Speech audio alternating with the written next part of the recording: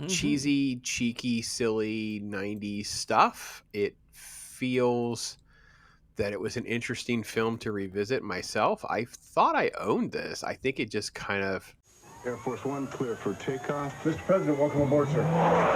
Go! Go! How the hell did they get Air Force One? On July 25th, I'm the President of the United States. the time to negotiate is over. This president is a Medal of Honor winner. He knows how to fight. I would like to ask all Americans to pray for the safety of everyone on board Air Force One. Harrison Ford, Get off my plane. Air Force One, rated R, opens everywhere Friday.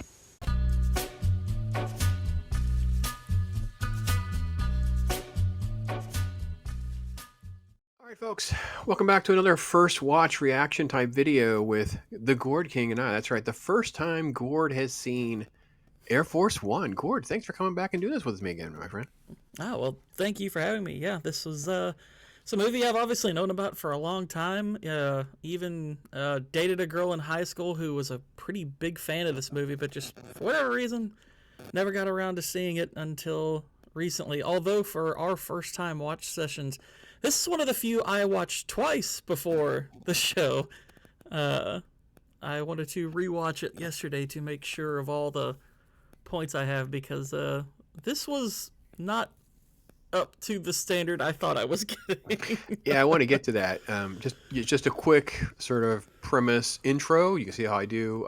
You see Harrison Ford. He's the president. He's about to give a speech overseas, basically saying we will never give in to terrorists, kind of take a very iron fist approach to foreign policy. Then he Yeah. gets on Air Force One, which is then hijacked, and Gary Oldman's got a team that's there to get him. He gets separated from the family and the group, and then basically becomes this sort of like one-man army to try to take them out systematically, and then communicate with the vice president and the ground team of how to get everyone safely rescued. Cheesy, cheeky, silly 90s stuff. It feels that it was an interesting film to revisit myself. I thought I owned this. I think it just kind of went the way of the wind during the 2020 move, and I didn't have a physical copy. So I was like, that's interesting. Coach shows how long it's been since I had watched this one. So my reaction is also, I want to say, a revisit, a very fresh revisit, because obviously it's been a lot longer than I thought that I had seen this movie. So how was my premise and my summary for the most part? Yeah, as far as at least what they're going for, that's pretty much spot on. As far as what they achieve, that's something that's I would say going in, based on like mostly the reputation I'd heard, which wasn't like spectacular. I'd mostly heard that this is like kind of a goofy, fun 90s action movie, and I was kind of expecting something along the quality lines of maybe a notch below The Rock. Like I think The Rock properly has a strong reputation because I think that's a good movie. I was thinking, but that is similarly kind of goofy, kind of cheesy. It's well done goof and cheese. This one I thought might be up to or just below that, as far as what they're trying to achieve on screen. And Wolfgang Petersen's done some good movies in the past, but as far as what they managed to get done, I think this movie really comes apart at the seams. Probably, I mean, it's not very good in the first two acts, but the third act especially. Wow, I thought the third act was awful, absolutely awful. Yeah. So my rewatch experience, I will say too, is this is a film that didn't age well for me, and what I mean by that, and where I can agree with you, is I felt kind of bored during at least the first act, where I kind of like, I knew what was happening. I knew what was going to happen. It's so formulaic, or sort of like that 90s cliche, that it just kind of moves through everything.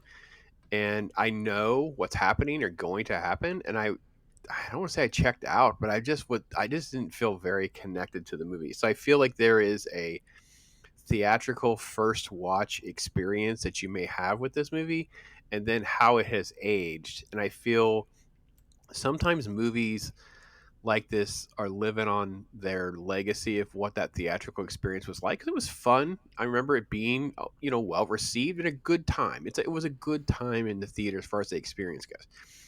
Once we end up with like this, I don't know. There's this. Obviously, it's the bad guy cliche with Gary Oldman's character, and I wanted your take on this. It's sort of the Yosemite Sam Bugs Bunny thing of you cross this line, you die. Now you cross this line, you die. It's like it was just like I don't know. I did not feel very impressed as from what was in my head and what the experience was like. Well, I would say that like this is the kind of movie I could understand if you have no understanding of politics or aren't paying attention to what the characters are really saying, especially early on, then you're probably not going to have too much of a problem with most of the goings on. I mean, whether you love or hate the movie might be a different matter, but you're not going to necessarily notice how much this movie forgets itself, particularly in the last act. But as far as Gary Oldman's concerned, I think he's the best thing about the movie. Still, he is, he's a pretty simplistic villain, but I do at least appreciate that he's more or less pretty consistent. He's not especially intelligent. I don't think really hardly anyone in this movie is all that smart. I think they really dumb down the notion of breaking onto Air Force One. I think they make that look far too simple. Like there's a lot of ins and outs of that could have been explored and broken down and shown why they're kind of nonsensical. But I'm like, okay, that kind of thing I might be a little bit more willing to forgive just for the sake of the premise and for the sake of the tone that they're going for. But yeah, I will give him to where he's at least consistent and he's doing a good job with the acting. He seems to have an awareness of the type of movie he's in, but he's still kind of giving it his all. And that much I appreciate it. I do appreciate the fact that Gary Oldman, at the very least, his character is uncompromising in that I think he adds a sense of stakes to the movie, which in a sense works against a lot of the actions of the other people because they know from kind of early on that he's pretty uncompromising, and yet they continue to do really stupid stuff in response to him, which is genuinely baffling. But yeah, I think if you have any understanding of politics or are paying attention to what the characters say early on, you're like, whoa, some of the things they're doing in this movie would not fly whatsoever, and they should not fly in this movie because they have lines in this film which would suggest that some of the later actions are going to get the president in particular in trouble. I mean, in particular, like his whole stance about not negotiating with terrorists, that completely goes by the wayside 2/3 of the movie in. And in a way that I was like kind of, my mouth dropped a little bit when that happened. I was like, are we actually doing this? Like, there was a brief moment where I was intrigued, but then I remembered the kind of movie this was. I was like, whoa, there's not going to be any consequences in the negative for this. So actually this is kind of bad that they're doing this, but we'll get there, I guess. Yeah. But, So let me try to unpack a little bit of where you're going, because I think that the film deserves a little bit of leeway for being a 90s movie, especially pre 9/11. And in that, what I mean is our knowledge of geopolitics, our knowledge of how some of these things work, security, the lacks of security, the cliche of negotiating with terrorists or not, all these things I think played significantly better in the 90s era of film. And this film sort of like just took generic 90s action concepts and said, well, what if the president was a war hero and he was thrust in the middle of, I get all of that.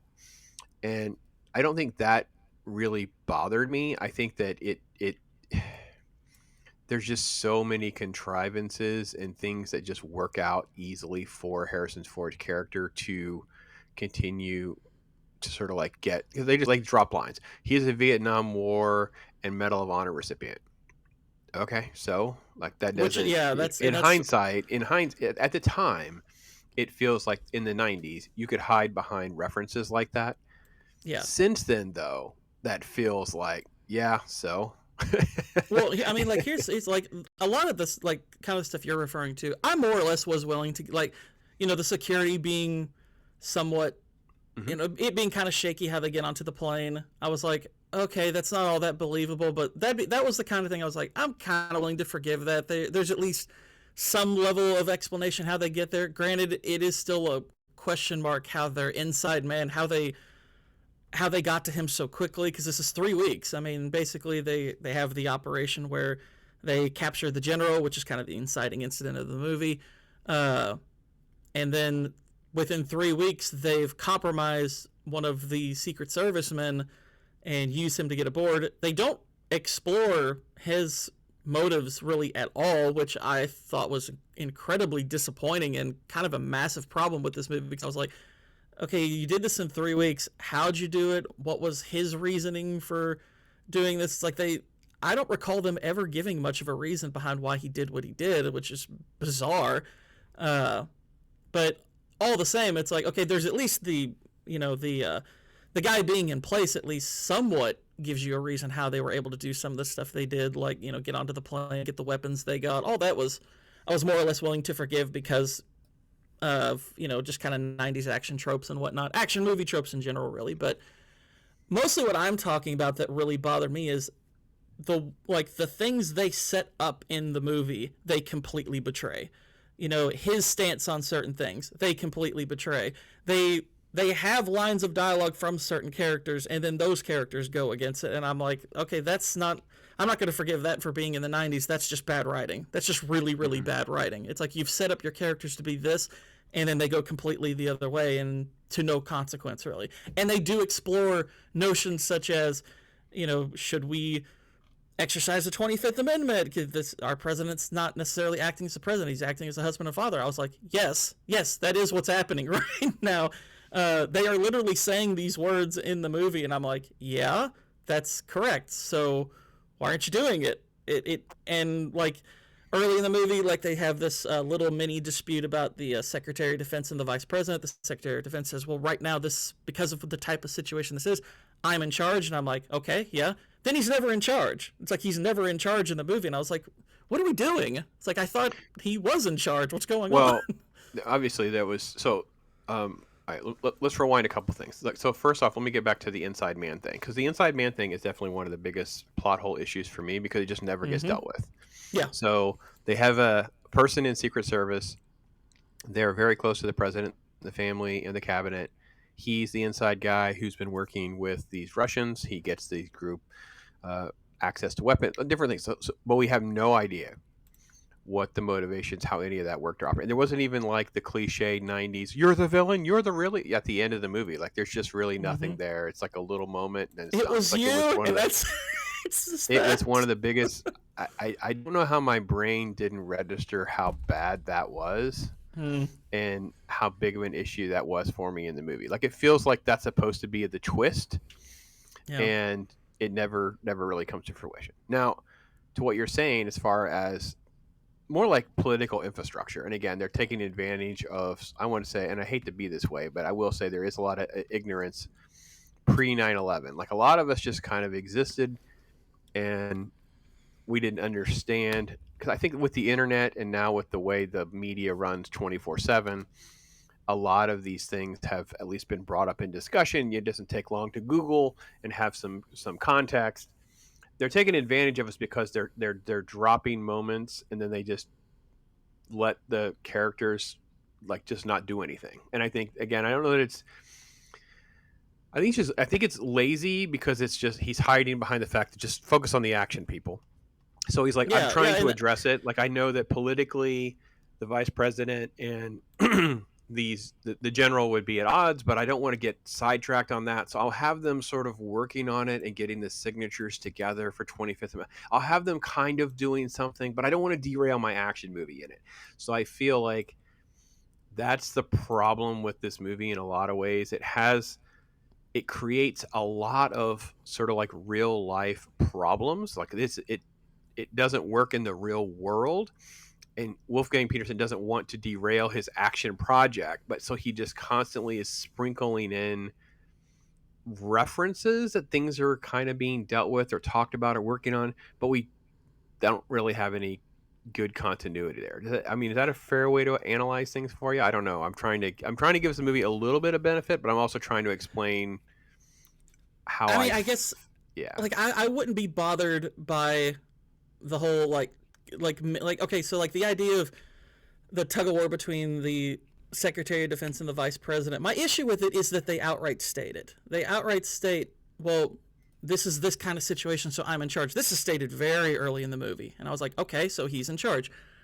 And then about a minute later, she's the one taking all the calls, and she's completely in charge. And I was like, why would you have him say that if he's not going to be in charge, or you're not trying to create a genuine tug of war here? It's like you're putting this in your dialogue, you're setting this up, and you're not doing anything with it. So I'm like, okay, I mean, if they had just left the line of dialogue out and didn't make it so, or at the very least didn't make it so overt, like an offhanded thing, it's stated very explicitly, I would have been like, okay, the vice president's in charge, I can believe that. Even if I had some knowledge that, well, actually he would be in charge, like that probably wouldn't bother me so much. It's the fact that they state a lot of this stuff in the movie. Some of it gets reiterated in the movie, but they're not doing what they're saying the whole other time. cabinet, Like, it's so odd. The other cabinet members are not really ever involved. It's sort of like this couple lines of dialogue, and we kind of move on. Then he shows up with these signatures, the 25th Amendment. It's like, that's kind of what I'm saying. I think we're saying the same thing. Well, I want to, like, the 25th Amendment thing, I'll leave till later, because to me there is something separate about that. It's just there's that initial, going to the beginning of the movie, or at least early in the movie after the plane gets hijacked, there is that overt statement, this is this kind of matter, so I'm actually the person in charge right now. There's even a line later from the NSA guy who says, you're talking to the vice president, but she basically has no actual power. And I was like, yeah, y'all have reiterated this a couple of times, so why is he talking to her? He didn't even ask for her specifically. She just took the call and is taking charge. And I'm like, why is she taking charge if she doesn't have authority? And you all have made it a point to state this numerous times. It's just like, if you want her in charge, fine, but don't tell me she's not in charge. That's really strange, but like that's just one problem of many, and that it leads to the 25th Amendment thing later on. Like that's a whole other issue in and of itself, because that's connected to some other things in the movie. But yeah, I found all that very odd. So it's one of those things too. Again, first act of the movie into the middle of the movie. I kind of remembered Meryl Streep as the vice president. Like it just sort of like vaguely. I vaguely remembered she was the vice president. She was pretty bad in this movie. Like I don't want to just totally pile on her, because I don't feel like this script or anything like that is trying to give her much to work with. It feels like, well, have a woman be on the ticket, but she's never really astute at anything. Like, yeah, you never really get the impression that she's competent enough to even do the job. No, it was very. I mean, to make a political reference, I feel like it's a Dan Quayle. Like it's someone you're like, how on earth did you end up in this spot? Like she doesn't seem to be managing the cabinet. She doesn't seem to know how to deal with this general. She doesn't seem to really. I mean, really, to be honest, you would think, and again, we'll get into more like real life problems, I suppose, as we go through the movie. But the one thing that hasn't aged well at all for me was this is all taking place.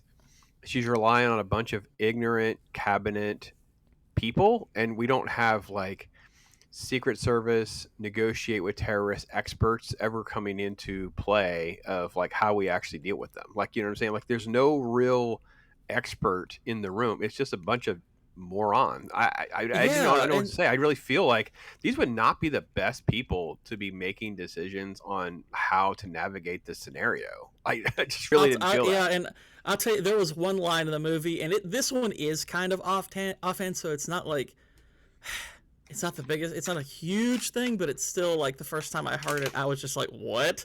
Like, I was like, I don't care what era this came out in, that's really stupid. They said they had no scenario planned for a hijacking, and I'm like, you what? You don't have a scenario plan for your plane getting hijacked? Well, then what's the escape pod for? That doesn't make any sense whatsoever. That's really dumb.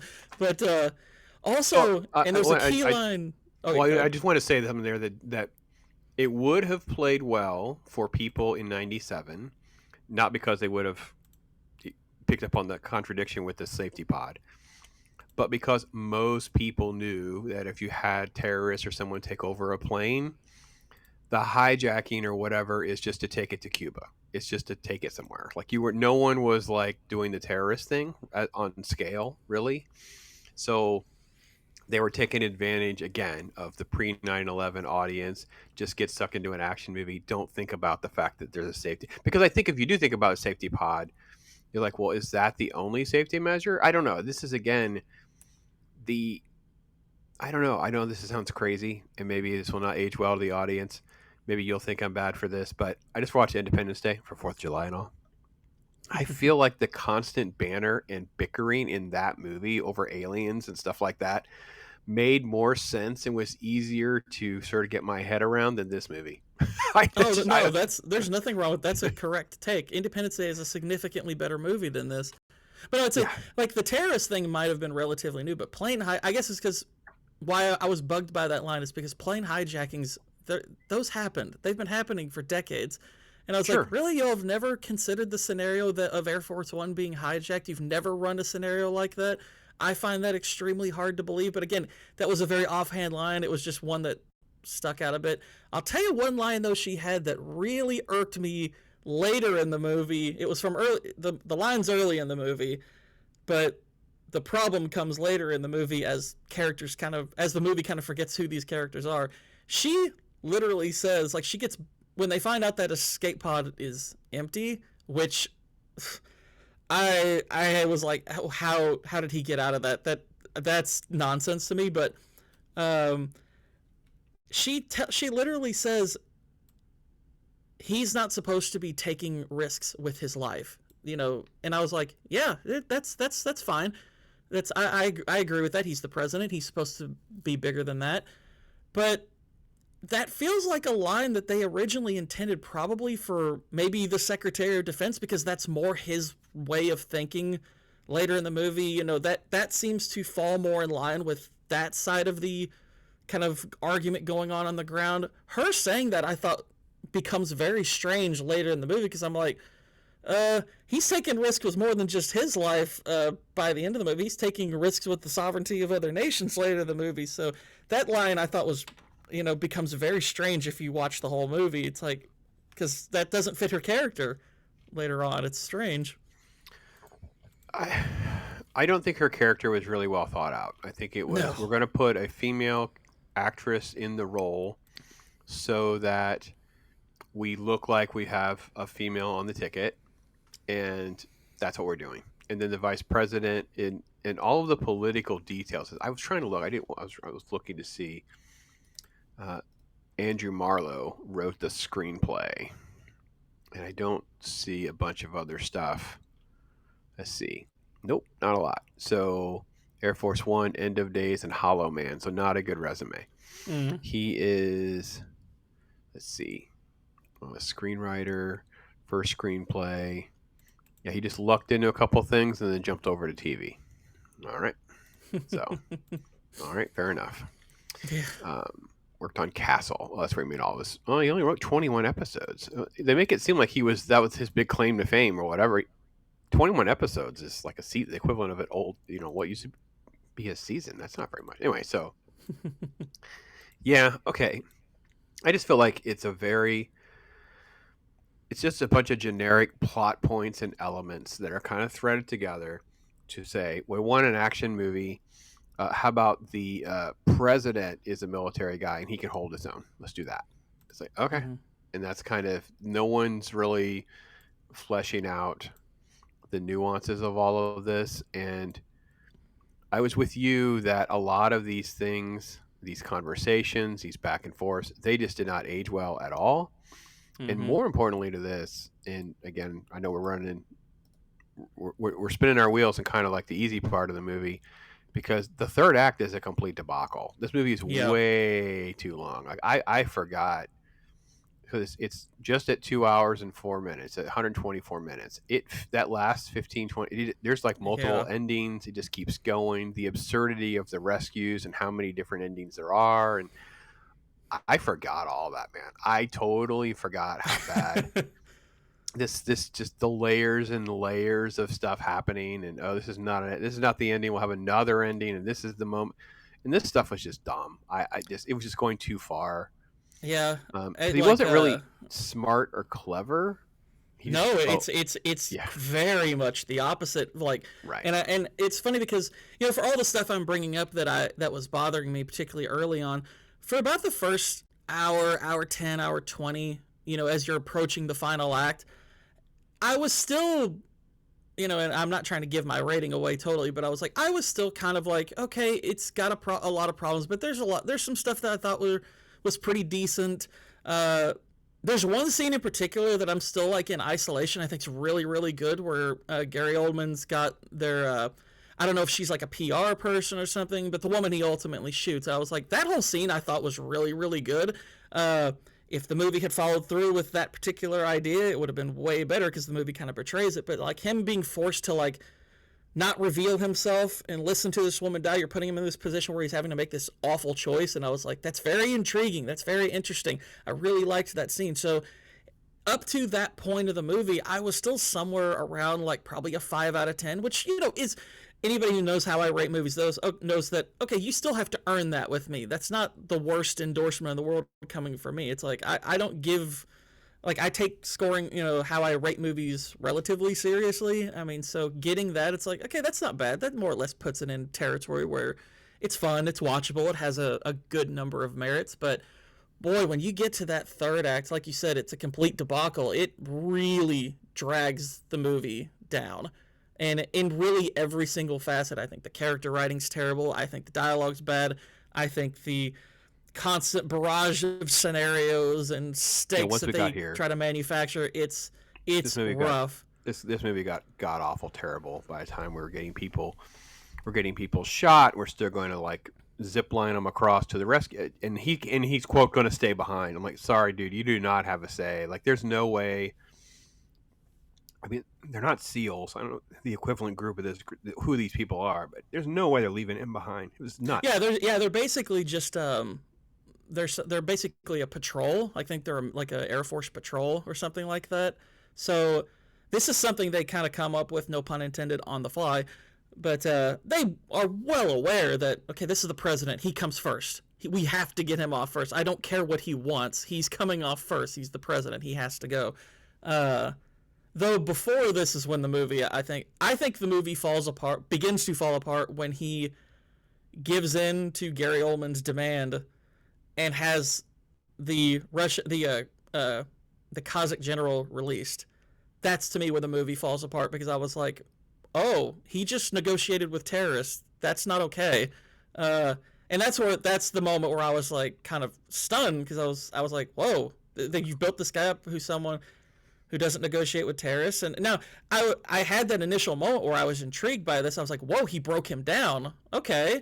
What are we going to do with this? And then I remembered, oh, wait, this is a 90s action movie. There's going to be no consequences to this whatsoever. And it becomes a silly, casual walk out of the prison, and then it becomes, oh, wait, no, we just kidded. We got it all worked out. And they shoot him in the back, and you're like, he takes this huge risk with this guy, with the sovereignty of Russia, just so he can make sure he saves his family. I'm like, okay, if this wasn't brought up in the dialogue why this is such a bad thing, I'd probably let it go, even though I know he'd be impeached. But I think the dialogue of the movie makes it seem like, no, he'd be impeached. You have said this whole time he's not acting as president. We can't let him release this guy and all this stuff. And I'm like, oh, so he's screwed. He's not president anymore. And the dialogue of the movie, I think, sets that up very, very well. But then when you get to the end of the movie, you realize, oh, nothing's going to happen, because he did technically save the day. But I'm like, he took a massive gamble, because if he doesn't succeed there, well, I guess Russia's screwed and hundreds of thousands of people are dying. I think it ruins his character. So I was like, that's a horrible risk to take there.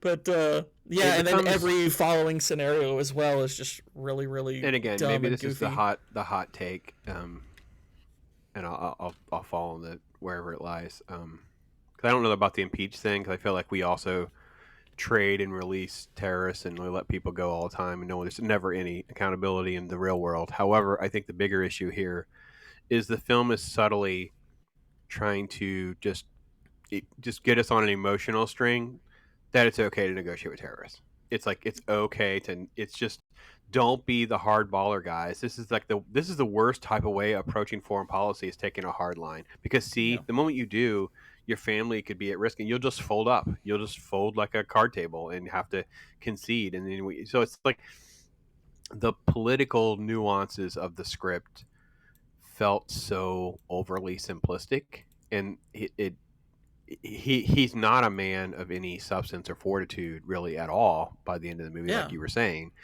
And I Yeah, and think that's worse like, than that, even if it you don't just buy lets the it all work impeachment out. thing, yeah, Mhm. yeah, Yeah. because like you're saying, even if the impeachment thing is not something you put at the forefront of your mind, it still to me is like, yeah, it wrecks his character because it's like everything you've built up about him, he wilted on the whimsical notion that he could overcome the terrorists, and just because he doesn't make it okay. You're kind of letting the result dictate the the decision, when it doesn't take a lot of thought to realize that he needed a ton of luck for that to work out the way it did.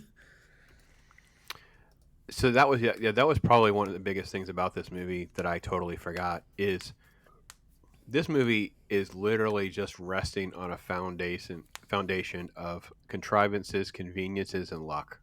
And Mm-hmm. I thought for some reason, my brain, again, haven't watched this in a minute, felt like his character was clever and interesting and whatever. Like it's like we don't really understand how the escape pod works enough to give him any credit on how he was able to send it off empty and hide in the vent behind it because it all happens off camera. We don't totally know. He doesn't even like clearly have a understanding of everything that's in the hull of like the blueprints of the plane or something. Like I almost feel like he would have been better served to say he's not just a Vietnam War veteran or Medal of Honor. He's a dude that knows these planes. Like he's a pilot with just expert knowledge of these planes. He happens to know. Like I mean, give me something to go on because everything is just luck.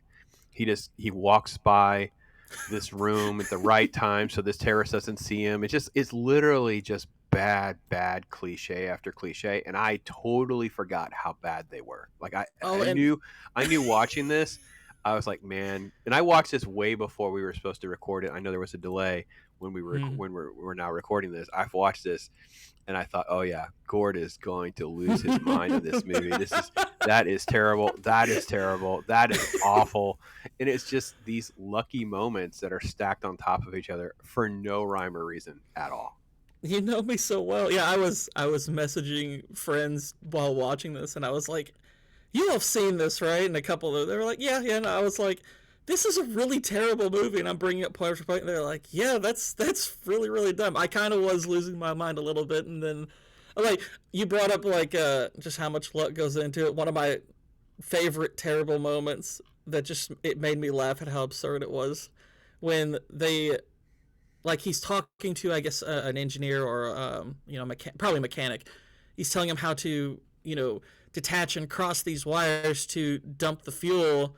And they're like, if you do this wrong, you're basically the plane's gonna crash, everyone's gonna die, and they get cut off, and he just guesses, well, red, white, and blue, don't betray. And I was like, it was so dumb. My gosh, I forgot. This is the problem. Is Gourd hadn't seen this movie, and we'll come back. We need to come back to that, but let's come back to The Wire. How did this movie like get put on your radar screen as one you hadn't watched but you should watch? Who's out there telling you should watch this one?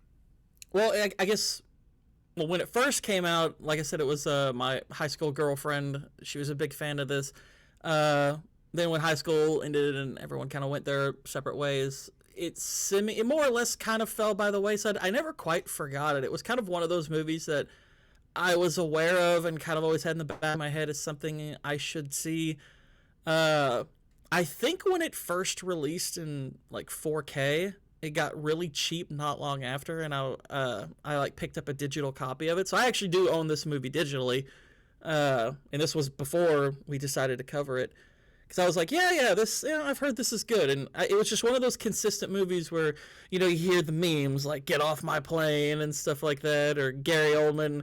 So Gary Oldman does have some fun lines. I'll give it that. He is the saving grace of the movie. He's the only thing that made the rewatch fun.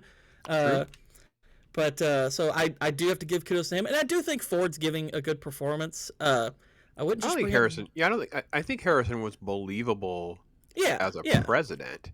sure. The problem was the stupidity and the luck. Hmm. Like, it would have been easier. Again, it just seems like one series of dialogues early in the movie, some praise for the Russians, because he's such an expert pilot or something. Just little things that would have helped pave the way to reduce the luck factor of a movie like this, Hmm. and then would have been able to give him a chance against Gary Oldman's character. Now, I guess the issue with Gary Oldman's character was he's sort of reduced to just an idealistic fanboy of, Kind of, yeah. and I felt like I remembered him being a little more Hans Gruber, but Yeah. he never Well, it's quite because goes. his Yeah, acting sells it. It's just he right. doesn't have a lot of substance to work with. His acting, I think, is really, really excellent. And he, like I said, he does get some lines. Like I do think the conversation he has with the little girl is actually pretty good. I think some of his lines that he gives to the wife, which, speaking of bad performances, I think the woman playing the first lady is kind of terrible in this. She's not bad in the first like 40 minutes, but once everything starts going haywire and she has to give kind of emotional pleas, I think she's awful. But yeah, Gary Oldman is, I still think, is really solid. It's just, yeah, he doesn't have a lot to work with. Like you said, he's kind of just a fanboy. He's sort of, in the fact that he's killed before the treacherous guy, and I was like, wow, you didn't even save Gary Oldman for the end, and his death is terrible. I did Just not dumb. like his death scene. Yeah, I was, again, because we do all of that, and then the NSA guy doesn't have a big moment or a speech or comment. Like so again, my brain, I'm getting too old, I think. So I hope this doesn't happen to you, Gord, or someone will dupe you into watching this movie again 10 years from now. But I feel like in my head there was more substance there, and instead there wasn't even like an anti-American speech. There wasn't any, you're not the president that we need to keep us safe because because you won't understand our enemies. Or just something. Give me something. There's nothing. We're just going Yeah, to I shoot this mean, guy, put him on a wire. This guy's going to go down in flames. yeah, yeah, I mean, they don't do anything with the Secret Service guy. Like Gary Oldman, it's like, okay, he's a communist. We understand that from his speech. We understand that he believes this general. They all believe this general. Just the mere presence of him out in the open is going to ruin everything. Which begs the question: why didn't you kill him in the beginning of the movie? If you're, I mean, they killed him at the end instead of letting him go, and I'm like, why didn't you kill him at the beginning of the movie? You don't have a problem then. If he's that dangerous, why on earth didn't you just kill him?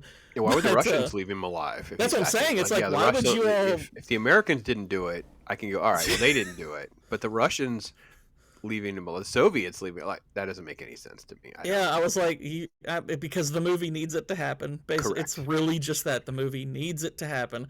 But yeah, it's just there's not a lot of substance to these guys. It's just in that era. I guess I also had forgotten it was an R-rated movie. I didn't really remember it being an R-rated movie. I will say I did appreciate the fact that it has a really, really good sound and editing in a lot of places. I think all of that was actually pretty solid. I'm still not thrilled with the soundtrack. People love the soundtrack. I've always heard people talk about positive things with the soundtrack part, but the score was like okay for me. Like, I get it, but I don't know. It didn't really work for me. I don't think there's anything particularly special about anything other than like Gary Oldman. Well, Gary Oldman pretty much delivers all the time. Like, I don't know that I think Harrison Ford's fine. I felt like, and maybe it's because they've done so many other things, and that's part of the problem. Maybe that because Dean Stockwell and you know William H. Macy and these people they're good in so many things that I just feel like, yeah, it's kind of a letdown, major letdown. You know what I mean? That's how I felt. So Philip Baker. Yeah, William H. Macy was a character that I think he's doing a good job in the movie, but he's just not given a whole lot to work with. And I was like, well, dang, because he was what they present of him, I like, but like he has one of the better lines in the movie where the woman gets killed and he says maybe and they don't realize it's the president, but he's like, maybe it's the kind of person who realizes when you're hunting you have to wait for the best shot. Mm-hmm. And he seems to have an understanding of what's going on there. So he's intelligent and he does some good things, and he's finally the person that gets the president to hook himself up so he'll leave. Granted, probably should have done it sooner, but yeah, he's one of the characters that I would have liked to have seen more of. I would have liked more from Dean Stockwell. I think he should have been the guy in charge. It kind of felt like they were sort of setting him up to be an antagonistic force to the vice president, but they don't really do anything with it. But yeah, like you said, like I'm one of those people that it wouldn't bother me if somebody roped me into watching this again, because then I would just spend the 2 hours ruining it I would ruin it for them. I'd be like, so let's have a talk about this movie as we go. I would be fine ruining this movie for somebody. Yeah. So I was scrolling through some of the trivia and stuff like that. I just didn't find anything particularly interesting, really. I mean, other than the fact that Gary Oldman used his salary so he could finance his directional debut, a film called Nil by Mouth. I don't even know what that is. Never even heard of it before. I haven't either. So that's probably the only bit of trivia that I think is it. Kevin Costner was up for the role of Harrison Ford as president. Like he would, I don't really see that really well either. All right. Well, you score really hard. I'm going to tell people it's going to be bad. But I'll be honest. I'm going to lean more with Gourd here, and my score is, I think, pretty much more of a populist type score. I am going to lean into a 2.5 range. You To go me, it's a 2.5 out of 5, right? Yeah, 2 out of 5. Yeah, sorry, two out. I use a 5-point scale. I'm Mr. Old School. 2 out of 5 is pretty much where I would say as a critic. I do get the '90s appeal and action, turn your brain off stuff. So I'm willing to go to 2.5 for you people. I'm not. I'm kind of glad that I don't have this. Like, I'm actually like, this did not age well for me. And I'm going to put it there. I'm going to have another hot take. I'm sorry, guys. I did a video on this, and I didn't get a lot of pushback, or maybe you'll push back too. I feel the same way I feel about Face Off. I feel like it had a better reputation in my brain than the rewatch experience, because Face Off was way long. Like, that was part of it. It's probably there's like 20. It's like a 2-hour, 20-minute movie or something like that. It's crazy. This is in that same group of film where if you had asked me before, I went, oh yeah, that's a solid 3 out of 5, 3.5 out of 5 type movie. Then I watch them, I'm like, oh man, this is movies. It's riding the luck train and 90s cliches all the way to the box office, man. Oh man, what a disappointment. So that was my general take on it. Yeah, as far as Face Off goes, I haven't seen that in a while. I've actually only watched Face Off once. I will at least grant from memory that has a lot more self-awareness than this movie does, so I'll probably end up giving that a little bit more leeway. But as far as this movie goes, as far as anyone in the audience is concerned, I don't know you nothing. But I can't worry about what the audience thinks. I'm going to be objective here. I think this movie is pretty awful. There are good things about it. It has some nice tension in it. There are some decent scenes. There are some decent lines. I do think Gary Oldman's doing a good job. I think the majority of the performances are solid, but if you know me, you know that I'm looking at all that and saying most of that is superficial, other than like the dialogue and some of the scenes. That stuff I can be more objective on. But as an overall film, I think it's quite bad. So if we're going by the 5-star scale, I would give this a 1.5 out of 5. I think it's really bad. 3 out of 10 kind of range for you then? 3? Yep, 3 out of 10 is wow. That's what I score it.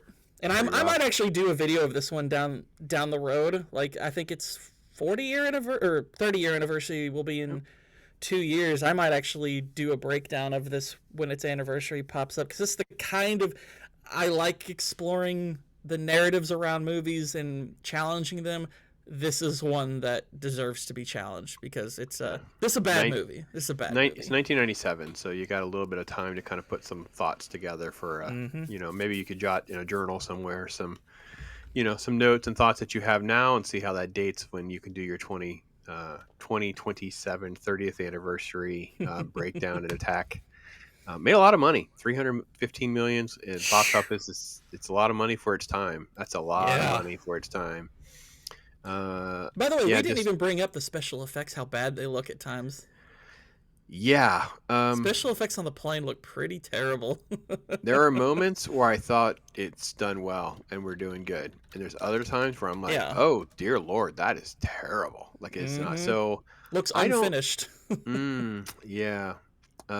Yeah. So it's a fun little thrill ride, 90s turn your brain off kind of movie, but you got to really turn your brain off, and you can't think about how much we've learned about geopolitics and how, the structure of government works and things that have become more commonplace in pop culture. Just so much. I think there's just a lot more common knowledge that's not as displaced as this film needs you to be to enjoy it. That's kind of my take on that part. So, but yeah, interesting first watch from Gourd. I don't know who was out there touting this as like some, fun piece of cinema, but I do think it fit into that category. As you said, it's a movie you ended up owning that you hadn't watched yet. I think that's probably how it made our list. We went through some lists of movies that we owned and haven't watched yet. And this is probably in that category. That's how we ended up here. So, yeah, I think we need to watch something good next time, Gord. I agree. We've hit a couple that are sort of like meh at best. We haven't had a really good one.